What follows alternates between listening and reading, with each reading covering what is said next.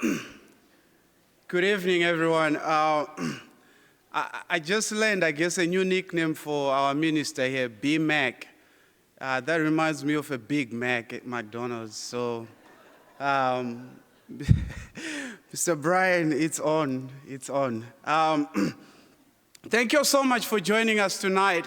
For all of our guests, we are honored that you're here. And if you have any questions, please feel free to reach to one of us, and we'll be glad to help you with the question that you may have. Deanna and I, as we were driving here to church this evening, we're listening to this Christian group. It's called Bethel. And this song is called Raise a Hallelujah. And the message behind that song is that no matter where we are in our lives, we have a praise to God that we owe him, what he has done for us. We all have different stories in our lives. You know your own story better than any other person, but that just moved me a lot. So whatever that you have right now, raise that hallelujah to God, because he has done it with excellence and with joy. So we can do the same thing. I'm excited to learn today about caregivers. What a wonderful thing. And I'm so grateful for all of those who take care of those who are not able to take care of themselves. And for the parents, grandparents, even though grandparents spoil grandkids in a way that you can say, what is going on? So thank you so much for being here tonight. Let us raise our hallelujahs to God and praise him with all that we got. Thank you so much for being here tonight. Would you stand, please?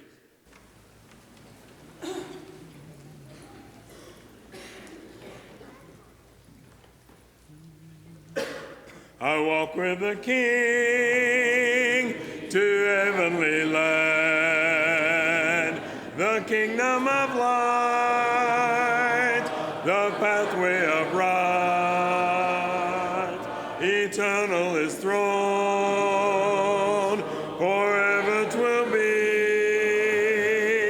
Two mansions on high are crowned there for me.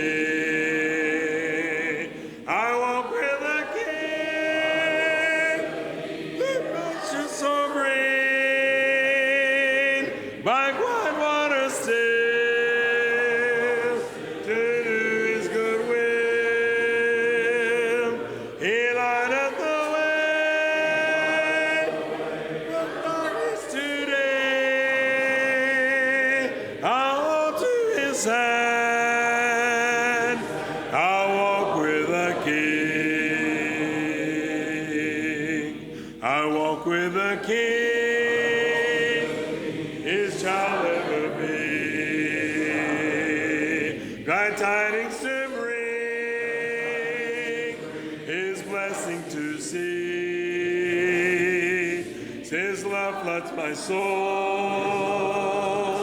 with glory divine. His riches and wealth, his treasures are mine.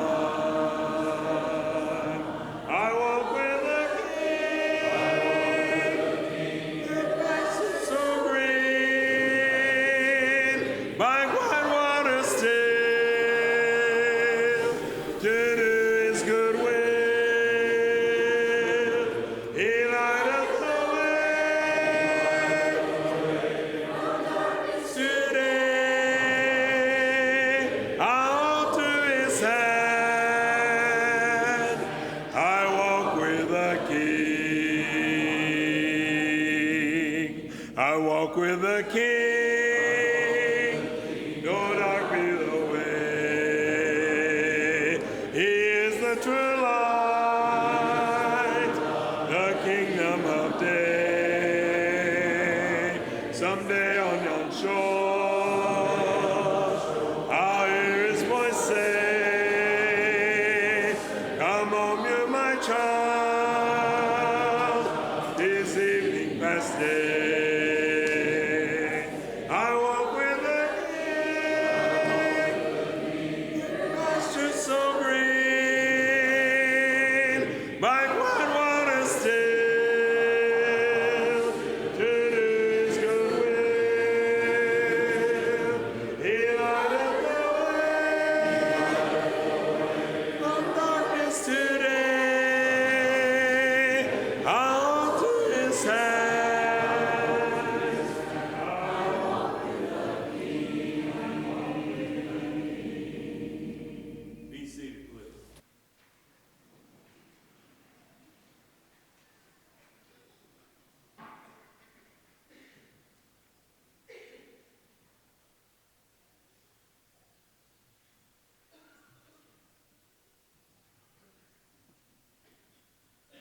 Will you join me in prayer, please? Most kind and holy Father, we humbly come before you now, thanking you for your goodness and your mercy that you would send your Son, knowing that we would abuse him and crucify him, but also knowing that it was the only way that we could join you one day in heaven. And we humbly thank you for that. We ask you to be with us as we go through this time of worship and study. We ask you to open our hearts and our minds that we may glean something from this lesson, that we may take it out into the world and show your light.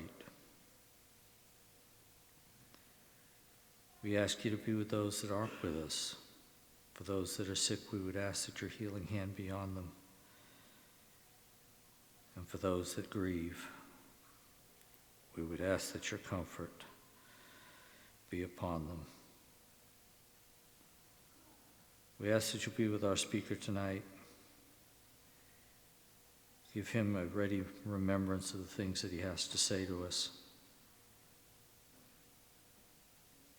And we all ask you to forgive us for our sins, to strengthen us in our weaknesses as only you can, and guide us throughout the rest of this day and the rest of our lives. It's through your Son that we ask all these things, and thank you for so much more. Amen.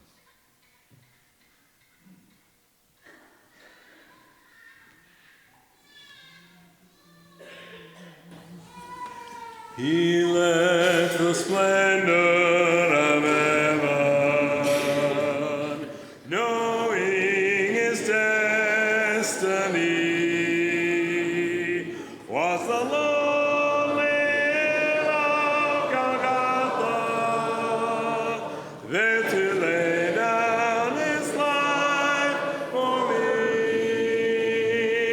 If that isn't love, the ocean is dry. There's no stars in the sky, and the sparrow can fly. If that isn't love, then heaven's amazed. There's no feeling like this. If that isn't love, even in death he remembered the thief hanging by his side. He spoke with love and compassion. Then he took him to paradise. If that isn't love, the ocean is dry. There's no stars in the sky, and the sparrow can fly. If that isn't love, then heaven's amazed. There's no feeling like this. If that isn't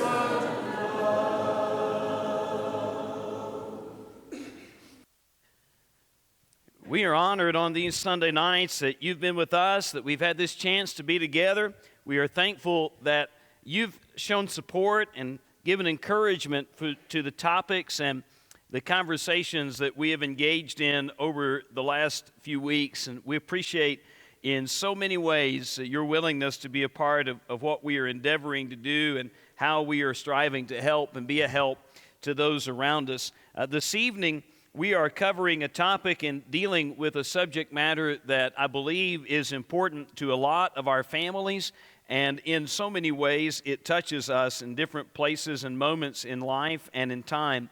As you'll bear with me, we'll get some technology things going on. Technology, I've learned over the years, despises me. It just absolutely hates me. And so what I'm trying to do right now is at least overcome that in some way or another. I think it's cooperating. At least maybe it's hearing that I'm talking about it. We are on these Sunday nights so honored that a lot have come our way and been our guests and been such a blessing to us over the last several Sunday nights. We appreciated those who came and enjoyed the time with us last Sunday night for our thanks singing. It was a great night to be together, and it encouraged and blessed a lot of families. And we are looking forward to closing out our series through the month of December. The 22nd, we'll be having a panel discussion that evening talking about how we deal with doubt in our world around us and how we as people of faith can address the doubts that we face or sometimes confront or are confronted by in our lives. And so I hope that you'll be encouraged by that time and by that opportunity to be together. We'll also take it as an opportunity to see how we can, through the Word, find our way through navigating those doubts. We'll also be blessed the next two Sunday nights, next Sunday night and the Sunday night after, to hear from one of our own, Brother Steve Moore, and he will come and deliver such great, encouraging lessons to us, but look at some matters of the family that I am confident will be indeed a valuable resource and tool for us to be able to see how these things can be engaged in our families, these principles of the Word of God. Tonight we're turning our attention to a subject matter and to a concept that I believe is important to us because of the way that it impacts and affects our families. And that subject matter is one of caregiving, caring for those with aging needs. If you want to join us in our conversation, if I can't get my computer pulled up, you'll be asking a lot of questions that I won't know about, but I'll do my best to swap around and see what we can do. There are some questions that were asked a couple of weeks ago relative to this segment of caregiving that I hope that we'll answer tonight. They're built in our presentation, so I want to address those. But if there are others that arise along the way, I want to be able to address those questions as well. So tonight, if you want to join in the conversation, 445392 is the code that you'll input if you go to the website www.menti.com, and you'll join our conversation and you can ask your questions there. So we're dealing with aging needs, and that is so much a part of the world and the life that a lot of us are seeing and navigating and dealing with. Those of us who are on the receiving end of watching those around us age or become dependent upon others outside of their life, we're the ones who seem to either struggle with how do I go about best doing this, or how can I best help in these situations and scenarios. On the flip side, you have those who are stepping into this world or realm of life, and you see them stepping into these lighter years of life, this lighter season of life, and it's a challenge for them to either allow or permit others to come in and be a help and an aid to them, or to navigate through that change and realize that not everything they've been always able to do at one point in time are they still able to do in that regard. So we see it through a lens of a couple of different perspectives.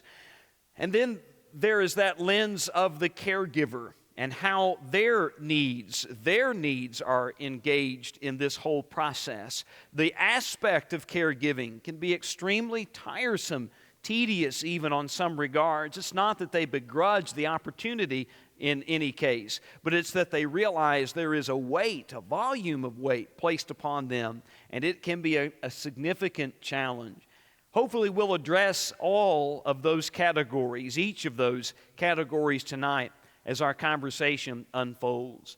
Think with me about a few things, though, as we sort of set the stage as it relates to and as it's concerning the notion of caregivers. Think first of all of how the Bible talks about caregiving. Leviticus 19:32, "Rise in the presence of the aged, show respect for the elderly, and revere your God. I am the Lord." Let's just think about the notion and the idea of aging for a minute. and how it is that you and I should see and be engaged in the aspect of someone who is aging or someone who is of a lighter year in their life. So here's this notion of honor and reverence to be paid to those who are older. If ever you see me stand up when someone with gray head comes by, they'll say, oh, no, keep your seat. Walt Crafton is a classic of this. You come and see Walt. Anytime you come and see Walt Crafton, he's going to stand up and shake your hand. Right, Walt? Except now, you're just going to stay right there, aren't you, Walt? Yes, sir. Yes, sir. But if there's that occasion where you are the one seated, and here comes this older individual, you need to stand. Why? Because the Bible says you better get up in front of the gray-headed old person. That's what Leviticus 19:32 says. Now, that's the Midwestern translation, okay? Go back and read it again. Rise in the presence of the aged. What does that say? Get up when an old person comes around. That's what that says. Rise in the presence of the aged. Show respect for the elderly and revere your God. I am the Lord. I don't know about you, but there seems to be a little bit of a gap growing between the generations around us. Would you see that? That there seems to be a gap growing between younger generations and older generations, and how younger generations sort of look at older generations as, you are so in my way. And older generations tend to look at younger generations and say, you don't have a blessed clue. And there seems to be this divergent gap growing between the two. There is this outpouring of honor that you read through the Scripture that's to be present from those of a younger generation to those of an older generation. Watch what the Bible says in 1 Peter 5 and verse 5. Likewise, you younger people, submit yourselves to your elders. Yes, all of you be submissive to one another and be clothed with humility. For God resists the proud, but He gives grace to the humble. 1 Peter chapter 5, by no small coincidence, is talking about the submission to authority and those who hold authority. And so in particular, the context of elders is spoken of in the context of those who within the church and the family of the church are in a place or a position of shepherding or overseeing. So the text does not bear out to say, have this kind of regard simply for the elderly, but it does show this principle that's to be present for those who occupy a position of an older nature, that there should be a measure of humility exhibited from those of a younger position. Think about this, 1 Timothy chapter 5 and verse 8, but if anyone does not provide for his own, and specifically for those in his own house, he has denied the faith and is worse than an infidel.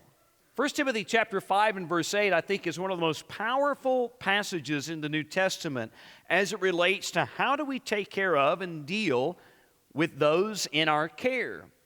This is the King James Version, so hear it very clearly. If anyone does not provide for his own, if anyone's not taking care of, notice that it does not spell out the means by which that care is provided, but rather gives this very umbrella, universal term, if anyone does not make provision. How you make provision for those in your care may be different from the person next to you making provision for those in their care. But that provision all the same is to be made. If anyone does not make provision for his own, he's worse than what? He's worse than someone that said Jesus Christ was never born and is not the Son of God. Wow. What a powerful, levied indictment against an individual who does what? Does not provide for his own. Doesn't give care to those to whom they are connected. How do we provide that care? We'll speak of that in just a moment. Think about this. Another passage, Ephesians 6, verses 1 and 3. Children, obey your parents in the Lord, for this is right. Honor your father and your mother, which is the first commandment with promise, that it may be well with you and you may live long on the earth. Watching sons and daughters take care of their moms and dads in 20 plus years of ministry has really been a great gift. It's been a gift in the sense that I've been permitted into family circles that some may not always get to see. And it's an honor to be able to be there. It's also a gift because it has helped shape some in my concept of how and in what manner I ought to provide care for mom, and while the opportunity was there, for dad. There's this idea and this image of here is how you honor your father and your mother. I don't know about you, but the commandment to honor your father and mother is one of those few commandments that God gives that really we are able to look at along the way and evaluate, measure, has this been completed?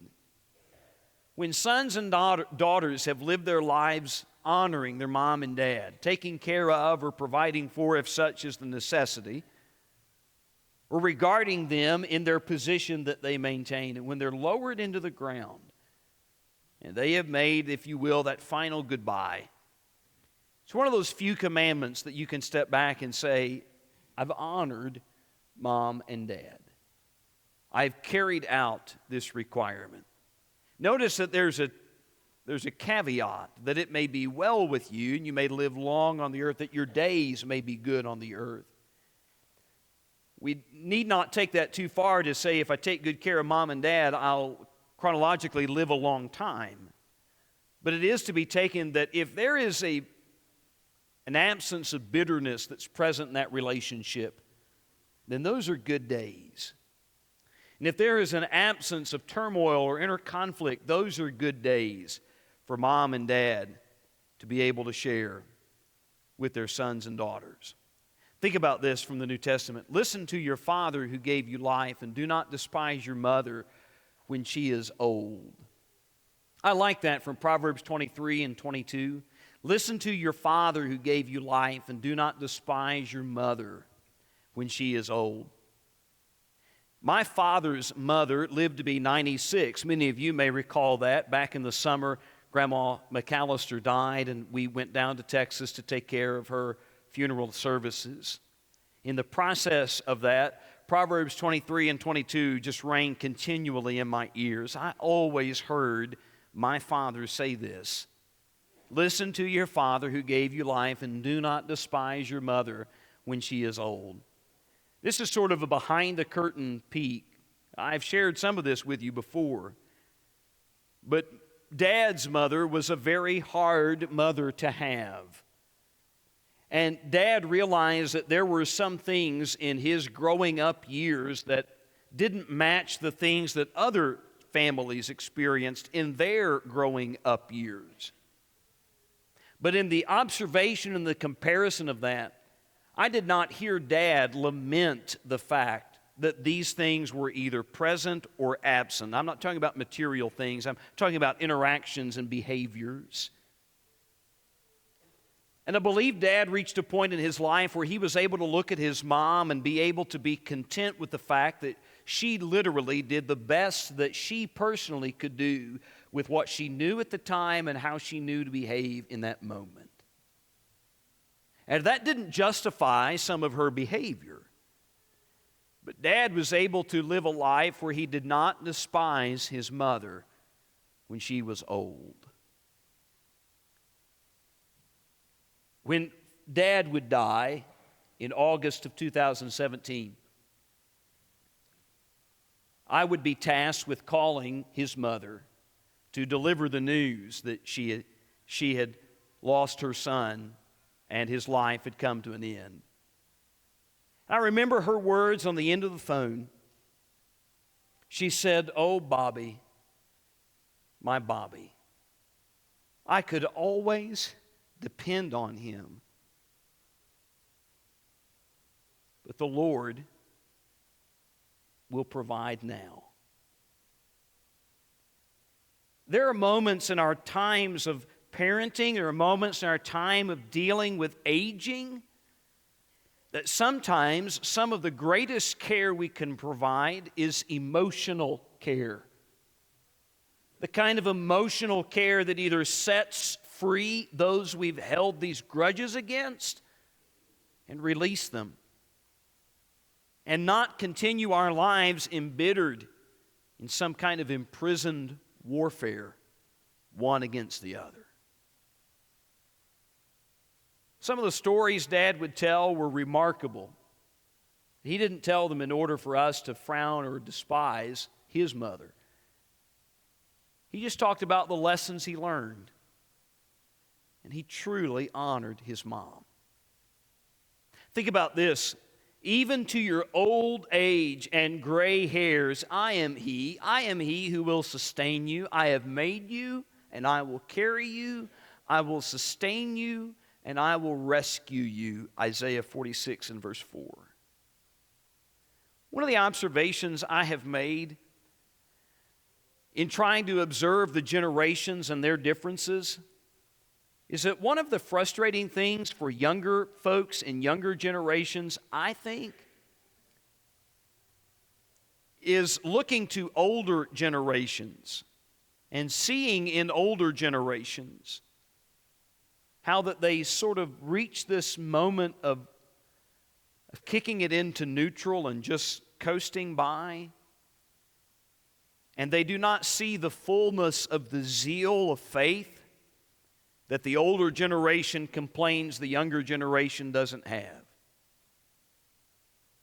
And I think one of the frustrating things is the younger generation may look to the older generation to see them on fire for the Lord, but it may seem, or at least give the appearance, that that raging fire that perhaps once was in their life has now died down to a slow-burning ember. Older folks, I would tell you that generations are looking to you to live out Isaiah 46 and verse 4, believing that God will sustain you even with your gray hair, even to your old age, even to the position and lot in life where you are convinced you cannot believe you lived this long. God will still be your God, and live out your days in that expectancy. I think that can unite generations in a way that perhaps the church can model for the world. Here's how we learn and thrive and love with one another.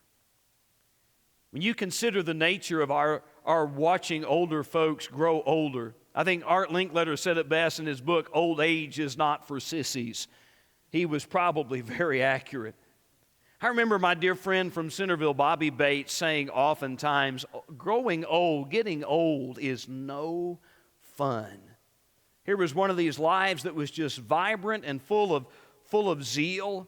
And he still had that zeal and that passion for living life, but the body, the vessel that he occupied was wearing down, and it was hard to witness and watch that wearing down, that deterioration of the body. You think about those among our number who give us that sort of zeal and that encouragement. Those of that older generation who seem to still want to find somebody that needs the Lord, somebody that needs to come back to the Lord, somebody that needs to reclaim their relationship with the Lord. And what a blessing that is for us. They are the ones that truly need to teach us how to grow old. Teach us how to grow old in faith, and how to age with the opportunity to reflect faith. With that as a framework and a backdrop, let's talk about some of the day-to-day aspects of what it's like to be a caregiver or be in the need of caregiving or having caregivers come into your life. And what does that look like from that standpoint? Let's talk about activities of daily living.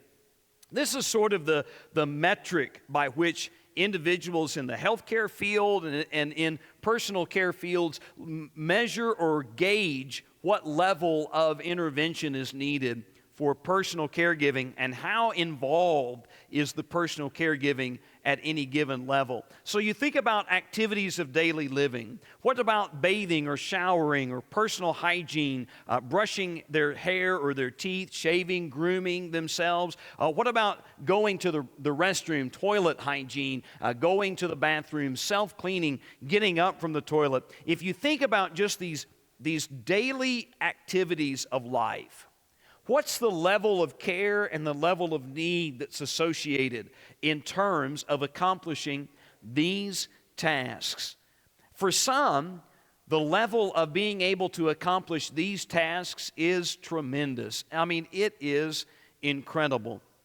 I don't have the picture with me tonight. I should have built it into this presentation. I didn't do it. I've shown you the picture of Dad's old walker, have I not? Some folks didn't believe me that Dad would hang a holster from his walker. Well, I've got the walker in my garage. If you want to come by and see it, you can. I'll bring it to Walnut Street sometime. And you know I will. I brought all sorts of stuff up here. I'll bring that and show it to you. Dad hung a holster from his walker, just in case. You know, Dad, is home health care really that rough on you? You never know when you might need a gun, son. That was his whole concept. There was one time I went to check on Mom and Dad, visit with them. In fact, Dad was in the hospital having a hip surgery. And so I went to the house and was staying there the night before his surgery the next morning. And I walked into their bathroom, and there was a loofah. That's no big shock to find a loofah in the bathroom, right? But there's this loofah attached to a 3-foot PVC pipe. And it's zip-tied all the way around. And so I took a picture of it. And I took it to Dad and I said, Dad, what are you washing with this thing in the shower? He said, anything I want. Dad had sort of this whole line of what I call redneck rehab products. And we should have marketed it. I think we probably still can. Dad was able to get in and out of his truck by taking 1.5-inch thick styrofoam slats. And he would glue them together. And you know duct tape is involved at some point. He would then duct tape these styrofoam slats. And so he had this pedestal, really, this stool. And then he would tie a piece of string around it. And he would go to the truck. Now remember, Dad has broken both hips in the course of his life. He would go to his truck and he would pull this styrofoam stool out of the truck, attached to a string. He would step up on the stool, step up on the running board, step up into the cab and sit down, and then with the string he would pull his styrofoam stool back up into the truck. I mean, he had it down pat. You think about some of these daily activities. What kind of help and intervention do you need? Some folks are able to make modifications. Others, they're not able to accomplish that even with personal modification. They need the care and the help of another.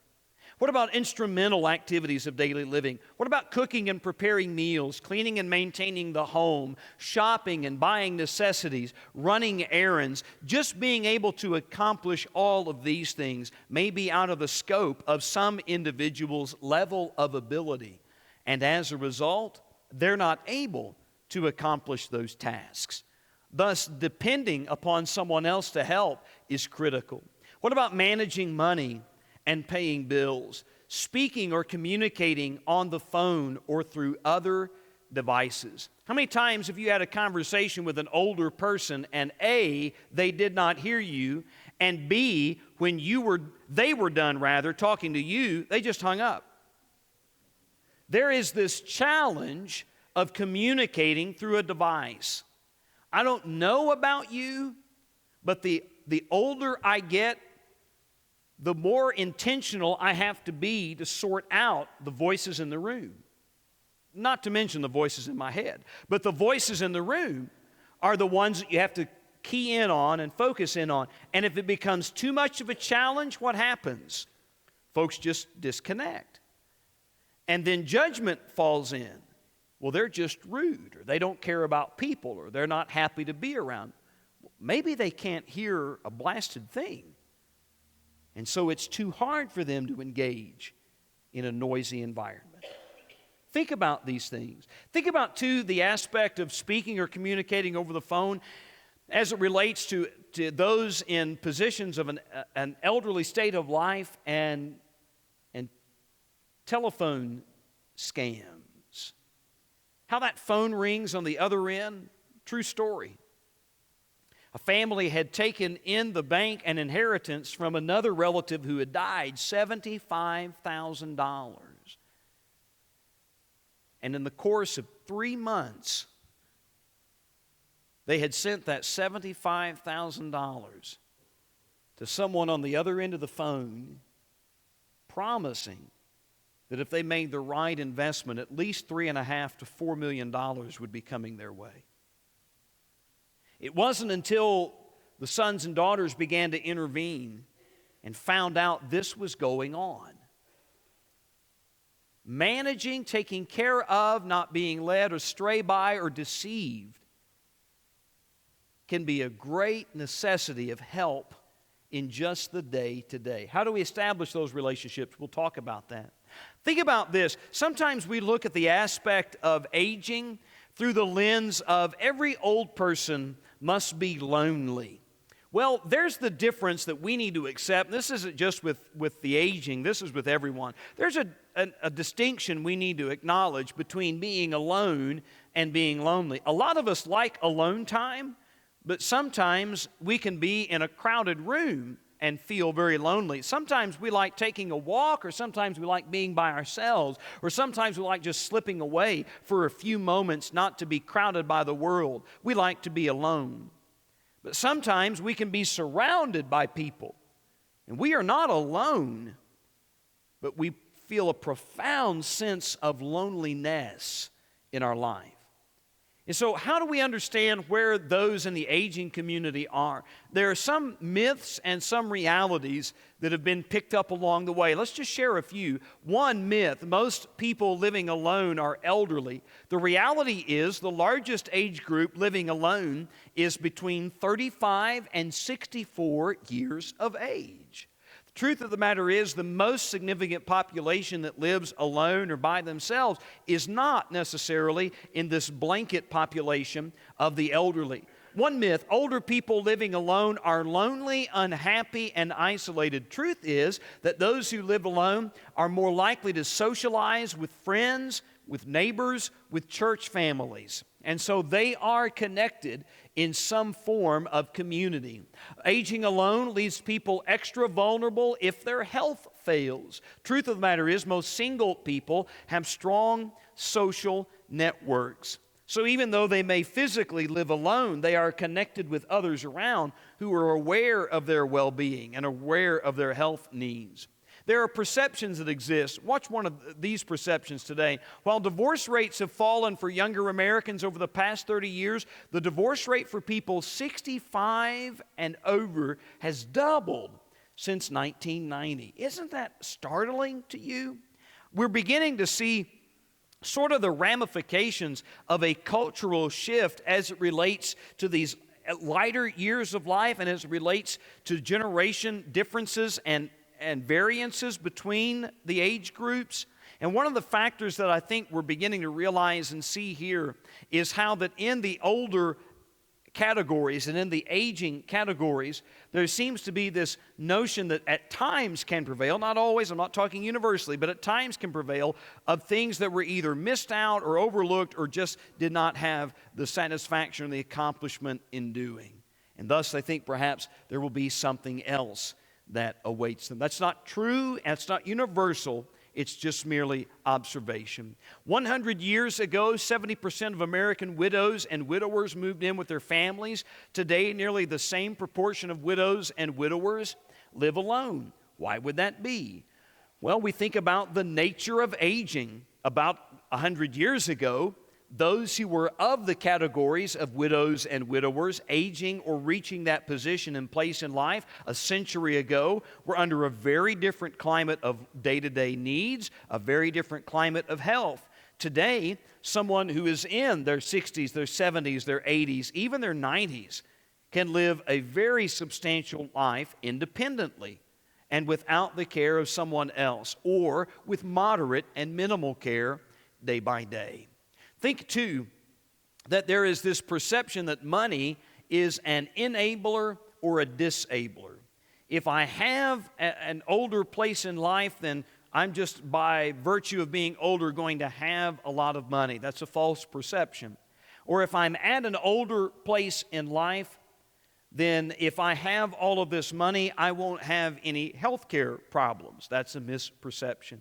Or if I do not have this money, or if I do have or possess money, my family will come and try to use me or manipulate me. Sometimes that can be true.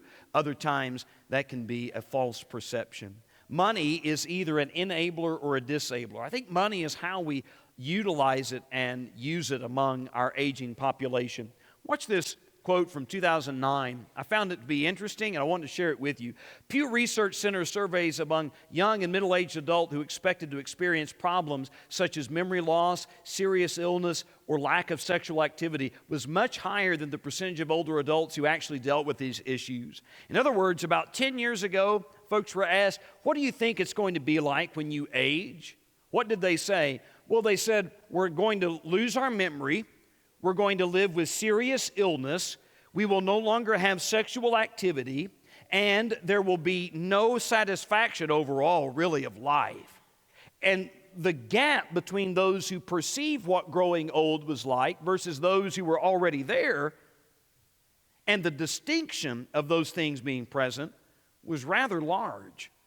We view growing old sometimes through a lens of, that's it. Don't buy green bananas anymore. It's just bad. And yet that's a false perception. A 2007 study funded by the Economic and Social Research Council found that women over 60 who lived alone expressed more happiness with their lives than married women of the same age. Sorry, fellas. But there you go. You think about the level of contentment or the level of satisfaction even in the aging process. In a lot of ways, aging is like this arc. On the lighter side, everything from birth to about middle age is always forward-looking. There's always a benchmark that you're aiming toward. You follow what I'm saying?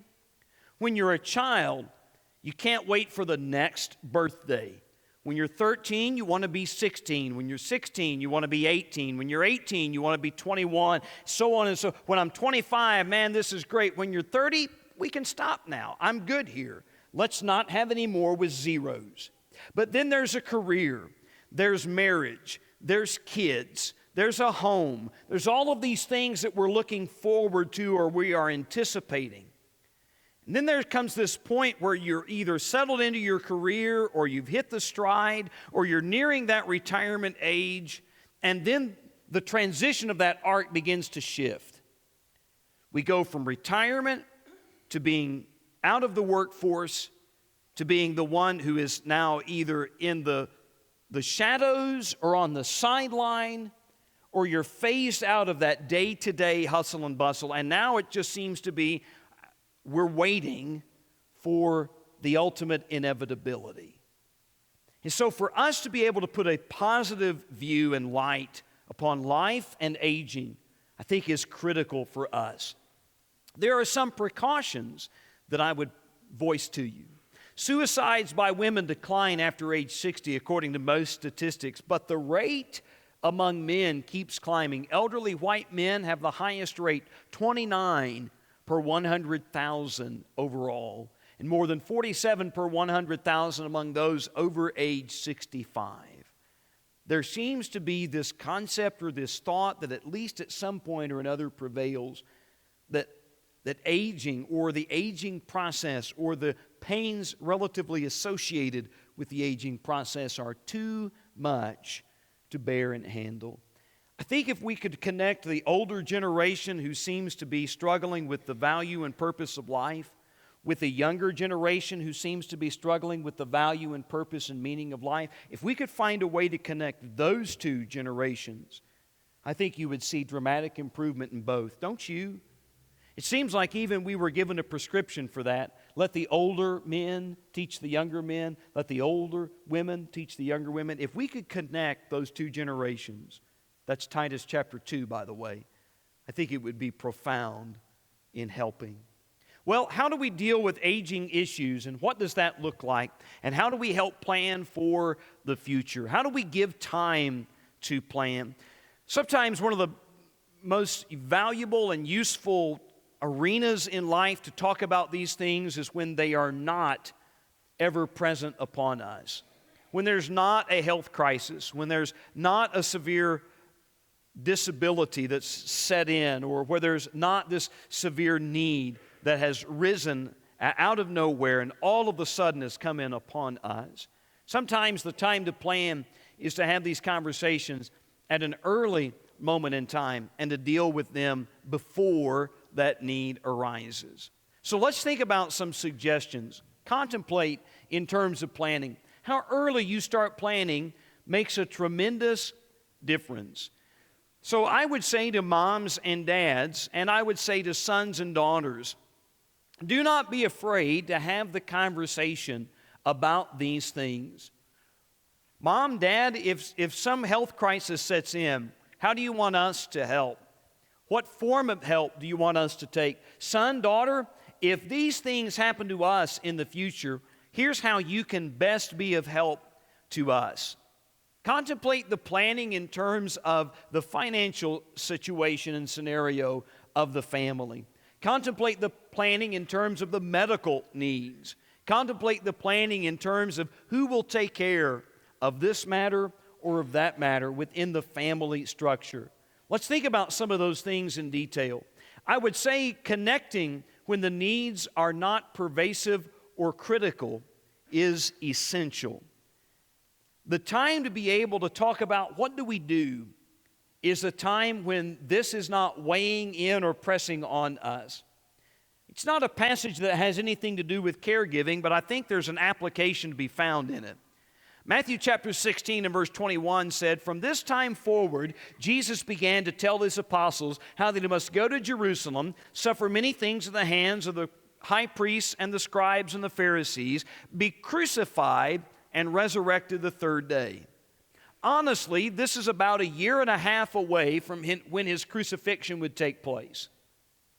But he was talking about it on a regular, continual basis. This is what I want it to be like. And this is what you need to know. And this is what it's going to look like. I think for families to be able to connect around things like aging needs, healthcare crisis, healthcare transition, for death, in the aftermath of death, in the eventuality that I have a need that arises. How do I communicate that to my children? What happens if the family cannot do this? Well, it compounds an already chaotic time. Talking about these things now, having that conversation. Your family's unique, different than my family, but talk about those things when this chaos is not present. Communicate openly about the concerns of what it means to have or to not have children. Dealing with families across the years, we have seen families who had children and they were ever present. We've seen families who had children and they were disconnected or they were diffused in their relationship. We've seen families that did not have children. And so there's this automatic assumption that the caregiving will go to the children. And so in that regard, this family is without kiddos or a second generation. And so now the caregiving comes to nieces or nephews or other individuals, or there's this network of that social connection that comes in. Have this conversation about what it means and how we can engage in the best kind of help. How do we have the conversation about when life transitions really need to happen? Like, Mom, Dad, there's no more business of you being behind the wheel. This is kind of tongue-in-cheek, and I don't mean to make light of this, and I'm not making light of it in all honesty.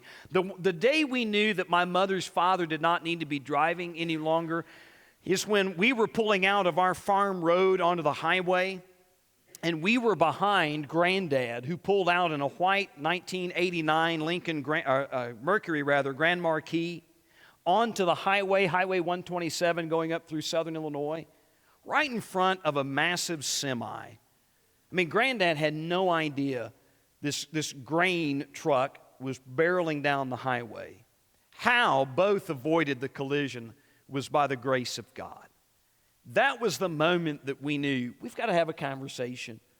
We've got to have a discussion about how we're going to transition to a safer place for you, for others on the road, and for your well-being and the well-being of other drivers. Sometimes that conversation can be engaged in a way that is received well by both parties. Sometimes it can be very confrontational. I would encourage an attitude of peace and grace. I would encourage help. One thing that Dad learned over the years, that he could tell his mother something and she would ignore it in a heartbeat, but if he asked us to tell Grandma, she would pick it up like it was the greatest thing God ever gave. And so there was this concept that came to mind. If I can accomplish communicating this message, but I'm not the one that delivers it, but the message can be accomplished, so be it. It may be a family physician comes along. They're trusted, and they're loved, and they're beloved. And you may not be able to communicate that, but they can, and it's received well. If both parties are kept well or safe, then I believe that's the main opportunity to achieve. How about money? What do we do with this stuff that the Lord said is a root of all kinds of evil? There needs to be conversations about how we're going to disperse funds, or how funds are going to be set aside for the needs of caregiving, or how funds are going to be dealt with after someone has passed and died. How are we going to disseminate or to divest property or inheritances? These are things that are critical for families to talk about, again, when we're not in the presence or the place of chaos, when we're not dealing with all of the other emotions that come along with these challenges. Out of this, I think about some suggestions. One, who's going to set forth the funds for a funeral or a burial in terms of aftercare needs? If you can encourage that kind of conversation, I believe that's critical and essential. If you can encourage that to be taken care of, or at least be provided for in some way, it's beneficial and necessary. But before we get to the funeral, we've got to talk about how are we going to get there. What if there is a failed health, or what if there's a declining health? There is a long-term look into healthcare needs, and we are beginning to realize we're living longer.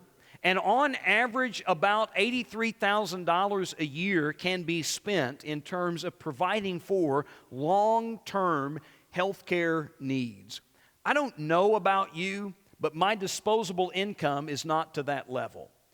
And it is a massive challenge to think about how will we provide for care? What does that care look like? And how is it going to be accomplished? Sometimes having the conversation of what kind of care do you want provided? And what kind of care do we need to put in place? Well, I don't want to be a burden to you kids, a father or a mother or a grandparent might say. Okay, now, if that's the case, how are we going to provide for you to have the care that you need? That's the conversation that needs to unfold. What that looks like can be a challenge. Make connection points in terms of, if we're not talking about long-term health care, if we're not talking about critical day-to-day needs, but we do need aid, or we do need caregivers to come in and at least be of support to us. What about practical needs like transportation or shopping or medical appointments? I was always, as a child with Mom, before I would go to school, wherever Mom would be. So Mom is a nurse by training and by education. And there was a family whose farm, their orchard connected to our farm. And they were just some of the best people in all the world. Carl and Louise Boyd, they were just precious people. Carl would tell us, anytime you boys are riding back on your farm, on your four-wheelers, you come and eat as many apples out of my orchard as you want. That lasted about a summer, and he said, all right, you boys got to lay off. No, it was good. He was so good to our family. Carl was involved in a terrible automobile accident. He had several injuries as a result of the accident, but while he was recovering from his injuries, he suffered a massive stroke.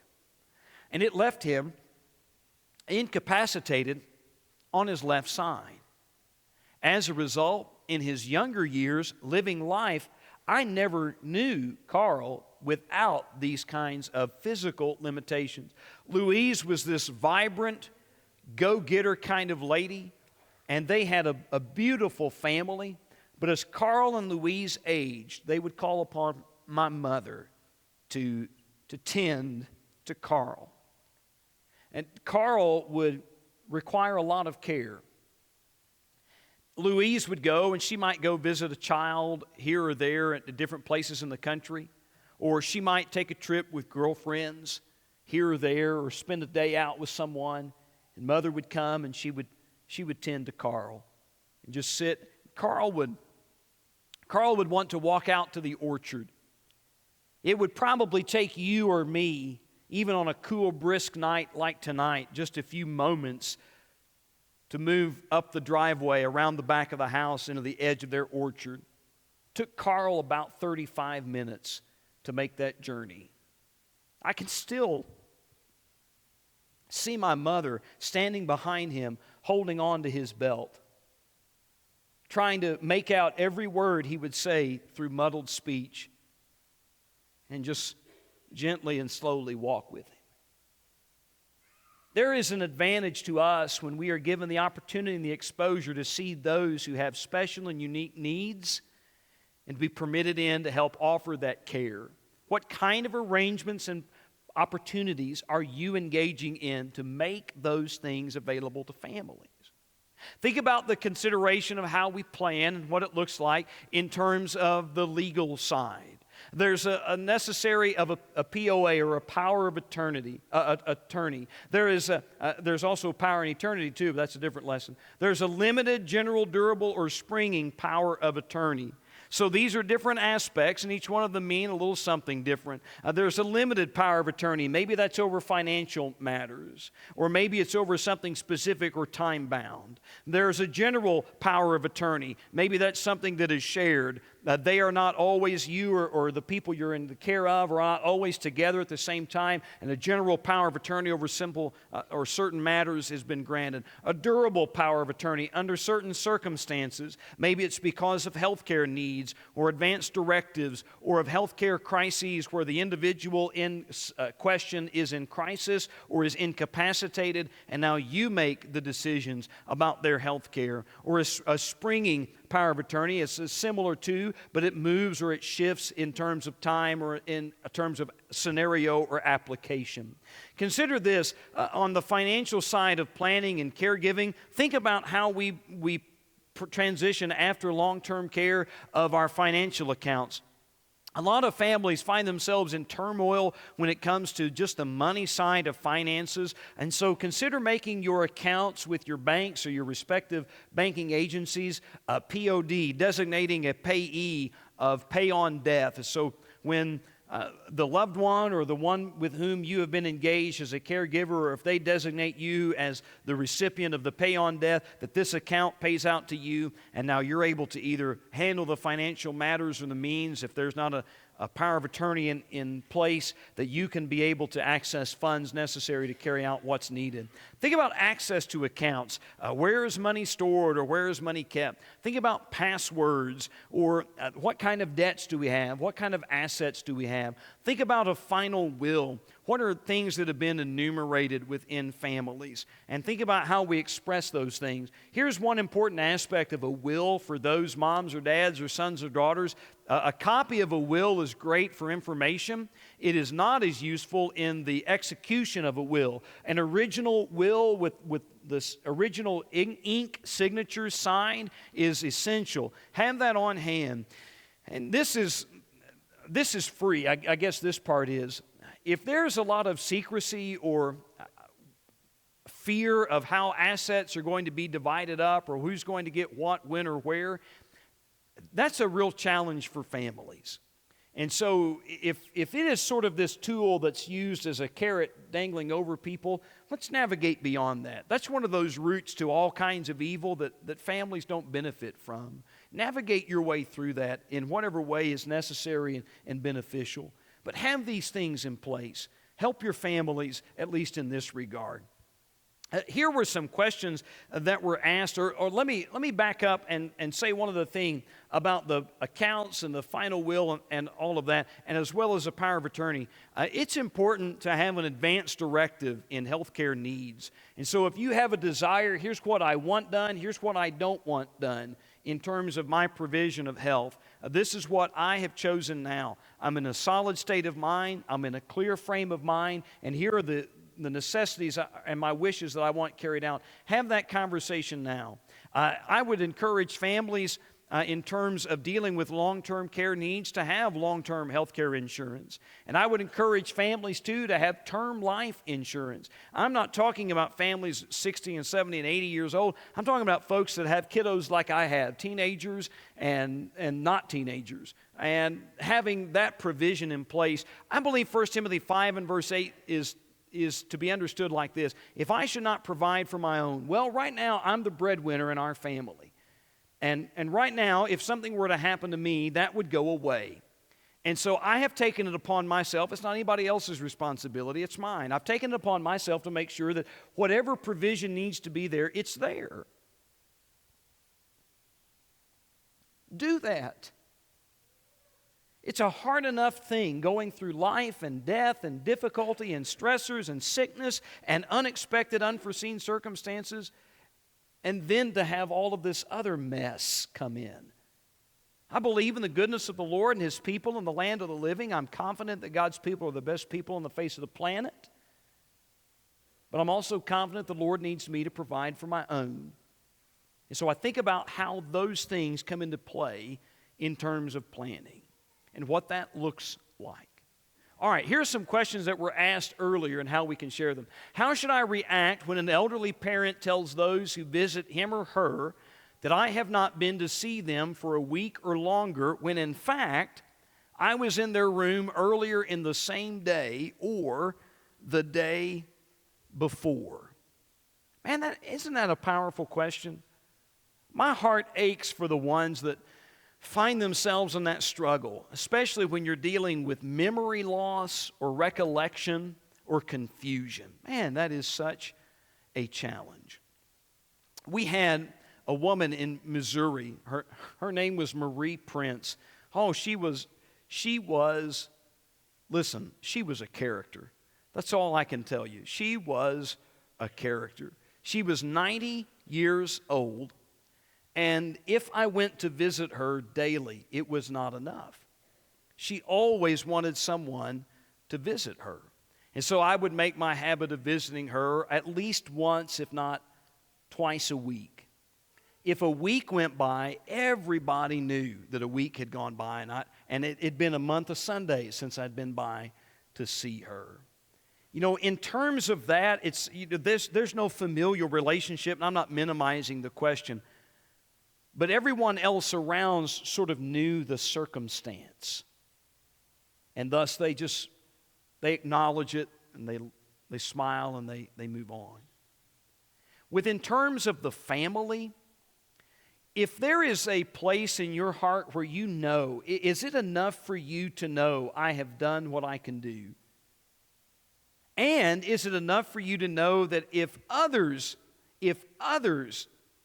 believe something about me that is or is not true, I'm okay with that too?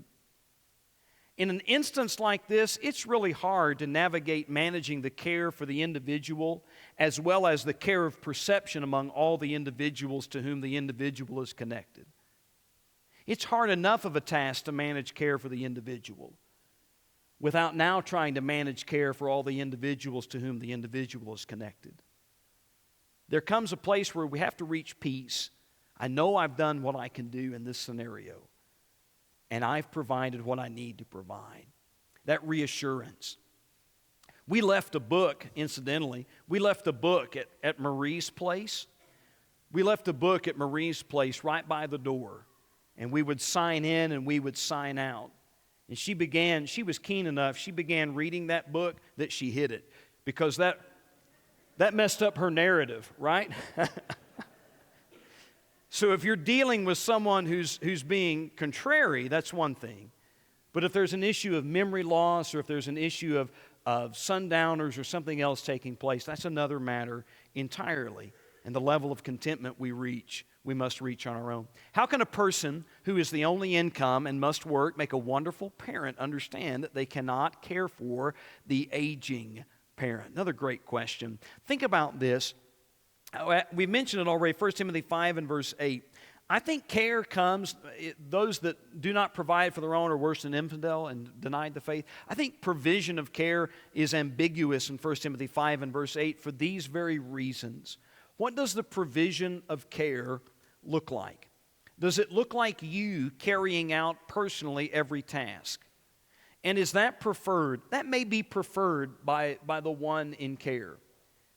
Long-term care is different than short-term care. Dad's different encounters in the hospital were really short-term care.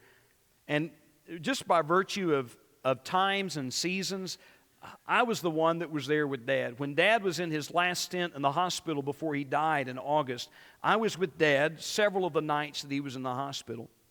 When Dad came out of his near-death experience in 2016 and was in transition care after 3 months of being either in the ICU or in the hospital, I was there as often as I could be during that time. When Dad came out of those times in both instances, he refused to allow the hospital staff to bathe him. And he expected me to carry out that task. Long-term care is different than short-term care. Sometimes you're tasked with things that you look at and think, I don't know that I'm able, I don't know that I can. Other times you're tasked with things like, I'm physically not able to be in your presence during these times. How do you have that conversation? Now look at the question, how can a person who's the only income and must work make a wonderful parent understand? Well, just pause right there with that. Can you make anybody understand anything? That's a real challenge. What you're really wanting them to do is to come along your side and say, I don't want you to see my lack of involvement in your day-to-day personal care as me somehow not caring for you. I want you rather to see that I want to be here doing these things. But at this junction in my life, I can't. But here are the times that I can. Sometimes it comes to a point of negotiating. When can I provide the care that maybe this individual is expecting me to provide? Here are some other questions, some tools. What are some tools for someone caring for parents with Alzheimer's? Another great question. One significant tool is Alzheimer's support groups.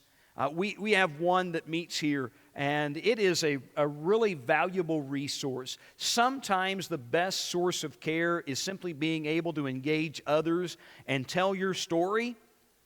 And while their story may be different than your story, they have a framework that is unique in that they can understand and sympathize with your story. There are some other tools I'm going to talk about a little later that I think fit into this. But one I would speak specifically to this is a support group that understands these concepts. Number two, I would speak about a network. There is an exhausting amount of energy output or poured into when an individual is dealing with particular kinds of healthcare issues and needs. So you need to be networked. You need to be the one who is able to provide care, but you also need to be networked with others who can provide care. And I would give this encouragement as well. The kind of care I provide is different than the kind of care my brother would provide. But if I can't be there and my brother can, then I need to be thankful that my brother is there doing what he's able to do and not demanding that he be there doing what I can do so I can feel less guilty about not being there doing what he's doing. Did you hear me? Did you make sense? I need to understand that I can't always be the one providing the care. But if someone else can, and it may not always look like the kind of care I provide, we're not talking about anything indecent or underhanded or harmful. We're just talking about different. Then I need to be thankful for that other person to step in and be there caring. Think about this. How do we help, and what are some tools? I said it a couple of weeks ago, and I'll say it again tonight. You need to permit others to help. Luke 5, verses 6 through 7, those net holders. When Peter and the rest of the apostles began to pull in the fish, and the fish began to break the nets, they called for the other boats to come aside and help them pull in the load. Why? Because the load was too heavy. There may be some things that you're just not able to do, but others might be able. Ask for their help. They may come and ask, how can I help? Permit them to help. Would you sit with mom? Would you sit with dad? Would you sit with my husband? Would you sit with my wife for an hour, for 2 hours, for 3 hours? Or you just show up. You show up with a gift card. Look, I can't stand coffee. I don't know who would ever say that, but you show up with a gift card and say, I don't like coffee, but I've got this great gift card.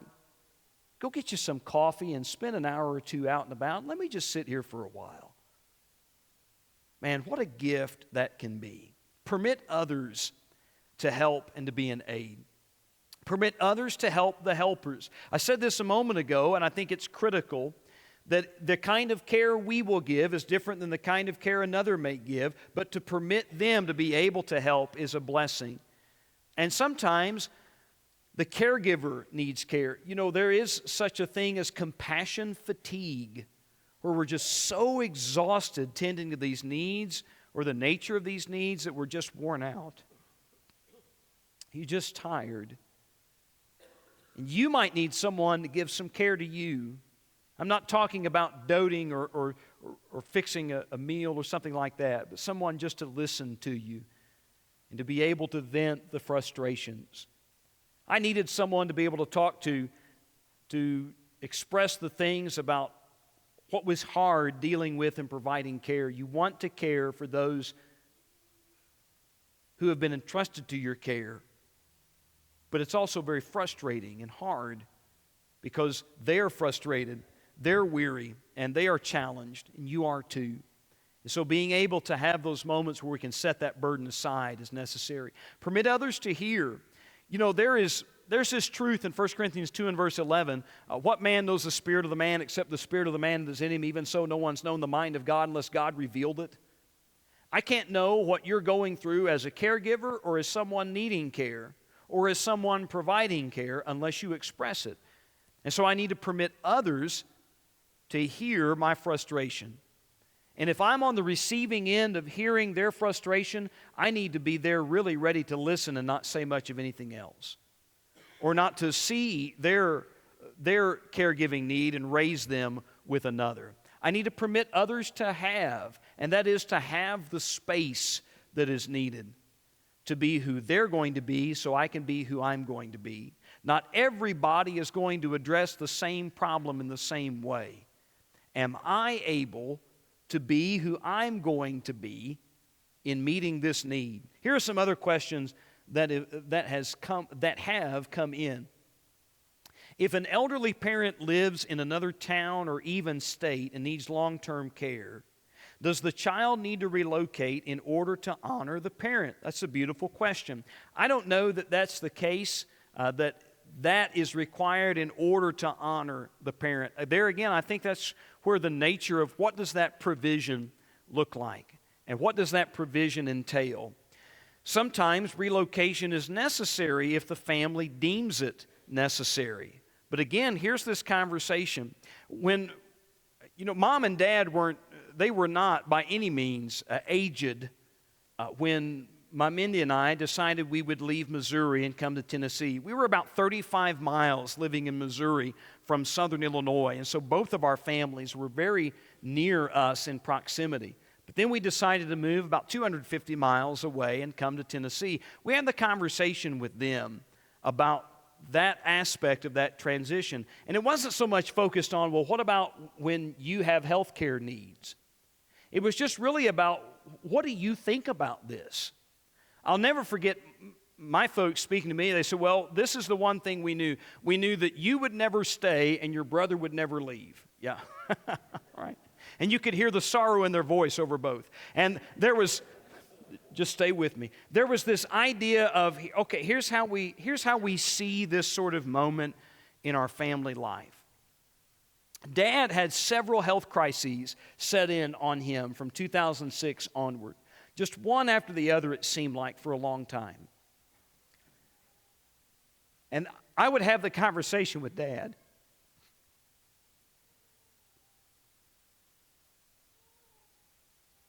Dad, it should sure be a lot easier if I were closer to you to help take care of you. And his response was, you are doing what you need to do. And you will be here when and if I need you. And I will let you know when that is. There was a network of support around Dad. I'm not telling you my scenario is like your scenario. I'm just saying I've had that conversation, and there was the answer. I genuinely believed, I honored my father in the provision of care and the means by which I was able, with the extent to which I was able. And proximity was a factor. And I do not believe that distance was a matter of dishonor. I think it was part of the honoring process.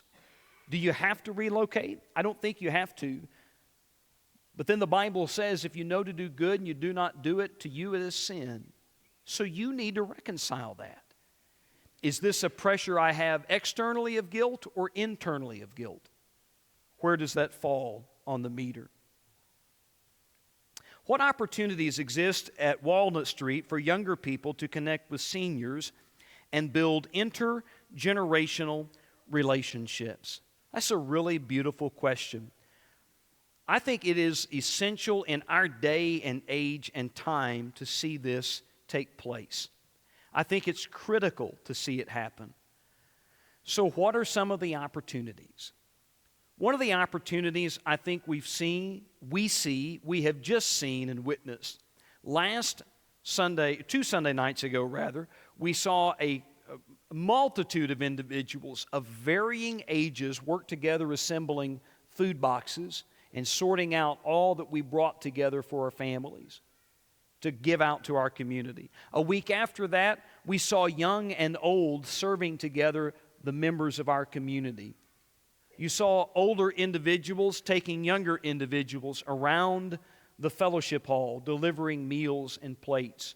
I think when you see those kinds of moments of engagement, they really are special and beautiful. Now, how do we transcend that? One thing that I would love to see congregations do, I'd love to see Walnut Street do it, would be to see seniors connect with seniors. And by that I mean those who are willing to admit they're senior citizens, ha ha ha. Those who are willing to say, yeah, that's me, sign me up. Connect with seniors in high school. And just watch them for 3 or 4 months before that senior in high school graduates. Just sit together with them, talk with them, go out and have a meal with them, go have a cup of coffee somewhere with them.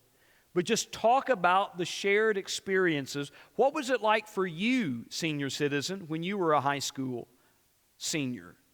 What's it like for you, high school senior, to be a high school senior right now? Watch that connection and that interaction bridge together and take shape. I think it's also valuable to see that there are opportunities for engagement in our classes when we engage our older folks coming in either to teach class or be among our younger people in class. I think, too, when families can come together in our One Heart groups, we are seeing older people connect together with our younger people and to engage and involve one another in these aspects. If you have suggestions, I think it'd be wonderful to hear suggestions about how to incorporate that or bring it about. How do you talk to parents about health needs such as hearing aids, cognition, etc.? We begged Dad to get a hearing aid, and it just didn't happen. Dad rode a shrimp boat, and so you had the engine house on the shrimp boat. He rode tractors, and he shot firearms. He couldn't hear anything. Mother came home one day and he said, hey, when your mom gets home, tell me she's home. I said, I sure will, Dad. Our carport and our bathroom were kind of adjacent to one another, connected to the other. And so I'm back in the bathroom. I hear Mom pull up to the carport and I yell from the bathroom, Mom's home. And I hear Dad say, okay. About 30 seconds later, ain't nobody on that phone. Never mind. We begged him. How do you have the conversation? Well, I don't know any way to have the conversation but just to have the conversation. Mom, Dad, here's some things we've noticed. I don't know if you've noticed these things or not, but here are some things that we've noticed. And I think it's important to have the conversation without a few things. Number one, I think we have the conversation without an air of superiority. I'm not accusing you of that. I'm just saying, how do we have the conversation you've asked? Okay, let's not be superior about it. Look, I'm young, you're old, you need to listen to me. I don't think we approach the conversation that way. Number two, when it comes to cognition, how do we have that kind of conversation? I don't think we approach that kind of conversation in a patronistic way or a condescending way. I think we approach that conversation like all conversations, with grace seasoned with salt. Our speech in grace seasoned with salt. We engage in the conversation. In terms of cognition, is there a better time that you notice during the day or the course of the day where that loved one is in a position to hear what you have to say? If you can recognize that, have that conversation then. Write things down. If we're dealing with someone or a group of individuals who are forgetful, write these things down. Mom, Dad, we'll come back and visit about these things, but here's what we've written down and here's what we've talked about. Does this make sense to you? It makes sense to me. Sign both of your names to it and keep a running record of the things you talk about. Have the conversation now that talks about healthcare aids or cognition problems when healthcare aids and cognition problems aren't a factor. Converse about those things now and do what? Write it down. Mom, Dad, do you remember when we had this conversation 10 years ago? Here are some things we decided on. Well, yeah, my mind changed about that. Yeah, and you said you'd probably say that, so I want you to look at number 7. If I gripe about my mind changing, remind me of number 7. Have the open conversation. Friends, I don't know any other way to hint around to these things that our families or loved ones need to do them other than to have the conversation. What we would really like is for someone else to say to us, here's what I need to have happen, and you say, whew, we totally agree. Sometimes that's not always the case. Sometimes we have to do the heavy lifting and engage in the conversation. And it's a challenge. There's one more question. Why do you think more older people, are living alone? I think, number one, we're seeing our healthcare needs on some factors diminish, and we are able to live alone. I think, number two, we sort of see this air of independence permeate through our culture. I do not want to be a burden on my family, and we see that prevail. I think, number three, it is the nature of our society. We see so much hurriedness in our lives, and we see so much separation within families that you watch all of those factors weigh in and become contingent upon the reason why. Our time is just about gone. I want to leave you with a verse that is very special when we come back to what we said earlier, Isaiah 46 and verse 4. Mom and Dad, for whatever reason, always had us around older people. They just did. So maybe Walnut Street doesn't do that corporately, but I think families can do that separately and individually, and it's a blessing. I don't think there's a little one at Walnut Street that doesn't know where or how or in what time to not find Mr. Lewis if they see Mr. Lewis running around. And he has got a bag of nonsense that just doesn't know how to end. And they love Mr. Lewis. I think it's wonderful when our folks like our George Caudilles call out our young folks by name and love on them and encourage them and remember them.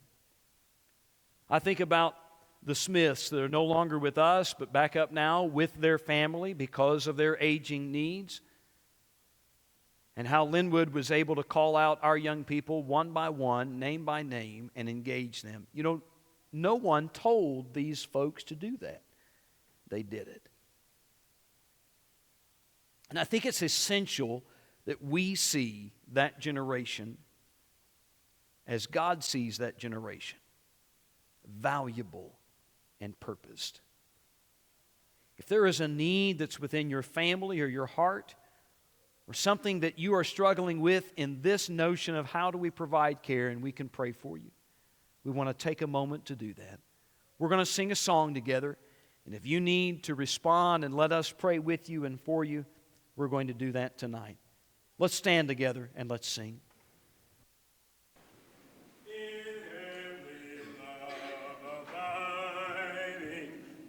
Change my heart shall feel, and safe is such confiding, for nothing changes here.